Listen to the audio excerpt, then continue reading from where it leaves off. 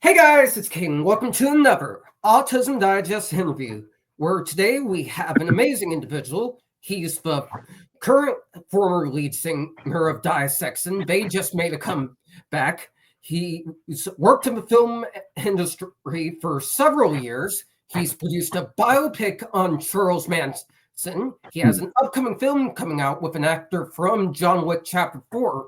He is Brandon Slagle. Thanks for coming on, Brandon. Oh, thank you for having me. Of course. The first question for you is, for those that may not know the name Brandon Slagle, do you mind summarizing your story in your own words? Do you want the uh, the censored or the uncensored version? Uh, um, Censored, preferably. yeah. So I was born in Austin, Texas, many years ago. To artist parents, my dad was a um, very good painter and sketcher. Unfortunately, he quit because he used the very artist excuse of him not doing anything new, um, which no one's doing anything new. And my mom was a musician. Um, they eventually split, and I spent time between Texas and the East Coast, in New York City and New Jersey. Kind of came of age there.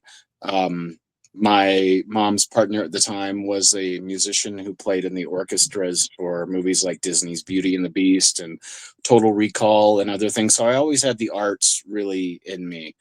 Used to draw a lot. I always wanted to make movies. I wanted to do everything. So I majored in theater and screenwriting, and eventually had a detour into music, which you plugged a minute ago, in a new metal band called Dissection about 25 years ago. We had a pretty good run, but we were young and inexperienced in the music industry, so we crashed and burned as so many bands did. And then I returned to film, acted for a while, until about 2014, and I transitioned into directing around that time too, which I've been lucky enough to make a life from. Yeah, that's definitely an amazing story. And as the saying goes, the rest is probably on written record. So Mhm. it's amazing you had the arts implemented in you early. My next question for you is, you've had experiences, you told me before we hopped on Mhm. here, with working with autistic and neurodivergent actors. Do you mind telling us a little bit about that and how that could be uh, a blueprint for employers considering hiring neurodivergent Yeah. individuals? I've also I forgot to mention I've also worked with a number of crew members on set that later on I learned were on the spectrum or neurodivergent. Um, Growing up when I did, um, people didn't really talk about this sort of thing in the like 70s and 80s. Things like depression, um, autism, anything you can be, how do I say this, diagnosed with clinically, just wasn't discussed. And we grew up very ignorant to to this other world, and people would be, I think, really unfairly called hyperactive or something. I remember a kid in fourth grade who was in my Boy Scout group was called hyperactive, and I didn't know what that meant. I don't think I ever heard the word autistic or the newer words until maybe less than 10 years ago, because people just weren't aware. People wouldn't speak about it. And I will admit that it had been a journey for me to learn how to correspond and relate to, let's say, someone who was doing sound mixing on set, or a neurodivergent actor, just because, like I said, we didn't grow up. My generation didn't grow up knowing what any of this was. And I think a lot of people may have grown up, with like undiagnosed depression and anxiety and all kinds of things just because it was frowned upon, if that makes sense. So at first, I really did not understand um, how to relate to these people, unfortunately, and um, I feel bad because I wasn't aware, and I didn't have the necessary tools to make everyone feel included or connected with.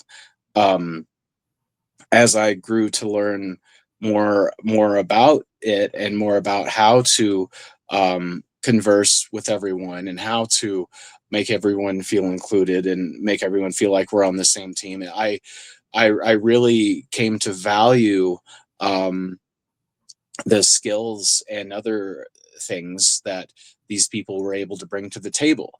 A different attention to detail and other things, and do really good jobs. Um, and and I've had some really invaluable crew members that I've hired numerous times. Um, I think just awareness. It's good that in this day and age there's awareness that brings people together rather than splitting everything into a community or putting everyone in a box. If you know what I mean, because everyone's we're all just people, and um, and everyone has their own unique traits and their own unique personality, and we have to work together.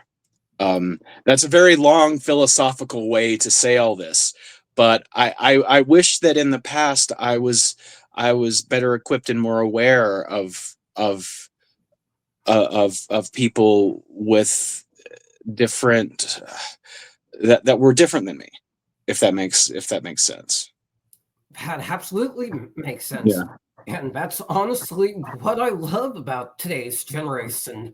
Me and them have their differences. There's some aspects of the newer generation that I don't Yeah. agree with. But Yeah. what I admire is they're making the older generations and the workplaces and instructors, film directors, music crews, they're making them more aware about this it's about Yeah. people who are autistic, who have ADHD, who are neurodivergent, and the values that they have to bring to the table. So I Yeah. definitely like that answer, which leads to the next question. Uh, Problem in Hollywood now is some stories are being seen, some stories that spotlight different perspectives. They're being seen as cash grabs or soulless remakes. From the perspective of a film director like yourself, how Yeah. can Hollywood better approach stories of diversity and neurodivergent stories without them coming across as a cash grab? Yeah.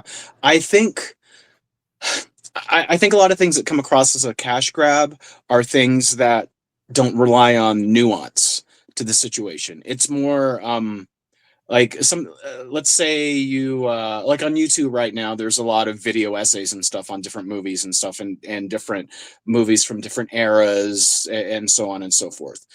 Something that you hear a lot are people that are filmmakers or storytellers, producers, studios, whatever, that rely too much on telling and not showing, and um, too much exposition. Um, I think something could be seen as a cash grab if it is um, kind of exploitively just laid out very obviously, um, like without any nuance, without any subtlety, without the human side of things. If it's just um, explained to you point blank, like blah blah blah blah blah. This is this and this is this. It becomes a statement that I don't think people are able to relate to, and the movie's not set. The movies that do this, I don't think are really relatable in a way, because people don't do exposition dumps as they walk around and talk to other people. Things need to be presented in a very real world human situation so that it's relatable to everyone, whether it's someone who is neurodivergent or someone who is not, someone who has depression, who has any bipolar, anything. And that will better help, I think, because people get so much from the entertainment around them. I think that will help people better, or spark an interest in learning, because they see something as relatable rather than like a poster or something that's just so in your face that it's off-putting. Exactly. I absolutely agree with you. Ironically, I love that a lot of these are spotlighting these stories. But Mhm. like you said, the approach we got to take is adding more nuance ones. And one thing, a previous interview said that they should do is consult with the actual communities on these stories, like the Right. neurodivergent community. Like you were saying, back then, the closest thing that they used to spotlight autism was a Rain Man movie. If they were to remake Rain Man today, I would personally love to see them consult with the autism community, or even Yeah. better, cast actual autistic actors in that. Yeah. That way, there's a better perspective on things. My Yeah. next, Actually, if I could say really quick, I think in the past, something like Rain Man, even though it's well-meaning, it's done in a way that a lot of people parody, or they create caricatures from, or memes or gifs. It's it it presents the person as, it's been a while since I've seen it, but from what I remember, it seems that he's almost like an outsider, rather than, and yeah, his brother's with him on this road trip and they're reconnecting, but it misses certain key elements of just kind of the day to day, like the normal life of people. And granted, it's a movie, it's not a mini series or something, so you can't show the 24-hour cycle someone goes through. But I think we just need to show more normalcy, um because let's face it, everybody has their own unique quirks in their personality. Why treat it like a bad thing? And I think that's where the awareness comes in, because it's really not. I absolutely agree. That's a really amazing way to put it. My next question for you is, what's your advice to anyone, neurodivergent or not, that wants to make it in the film industry? Ooh. Take business classes. um anyone can learn how to operate a camera, what each lens does, by just going to a set, or getting a job, an internship, or a job as a production assistant or something. But something that is often left out is business and marketing, how to manage yourself, how to navigate the business side of things, and know know when someone's trying to, let me put this nicely, trying to get something over on you, or trying to manipulate you, in a contract or something. So you need to have, a lot of people need that self-awareness of the unfortunate side of the film industry. Same thing with the music industry, because it'll be 1,000 times easier. I absolutely agree. Not just with the film industry, but with anything, Yeah. really. Whether it Yeah. be music, education, running a business, you should learn as much as you can. Yeah. And network, most importantly. That's Yeah. how I get these interviews, through networking and researching whose story would be great to spotlight. My last Yeah. question for you is, what does the future hold for you? I know you have a film coming out in September. Do you mind Yeah. telling us a little bit about that? Yes. So September 30th, I have a film coming out called Affinity, which was the passion project of um, one of the main villains from John Wick Chapter 4, a Chilean actor named Marco Zaror. It's his first leading man role in an English language movie. He's been working for years. He's in one of the Machete films. He's in Battle Angel Alita. He's got a really good following, but this is the first time that he's the anchor for an American language movie, or English language movie. Sorry. And it was a passion project that he had for a number of years that he was having trouble getting made. And then when John Wick Chapter 4 came out, suddenly there was money for the movie, as things go. It's another reason why people need to take business classes if they want to get into film, so they can learn the economics of how these things work, and pre-selling to territories and stuff like that. But it's largely a martial arts movie. We made it in Thailand, mostly in Bangkok, and then a desert area a couple hours north. That is a bit of a love story, and someone described it as soft sci-fi. It's not something. It's not like a Philip K. Dick type story, but it has sci-fi elements that kind of bring the whole story together in the end. Yeah, that sounds like an amazing movie. I'll be sure to look out for it when it comes out. Anyways, Yes. that's going to do it for this episode. Thank you so much to Brandon for coming on and sharing his story. If you guys want to see more amazing interviews, be sure to like, comment, and subscribe to the Autism Digest channel.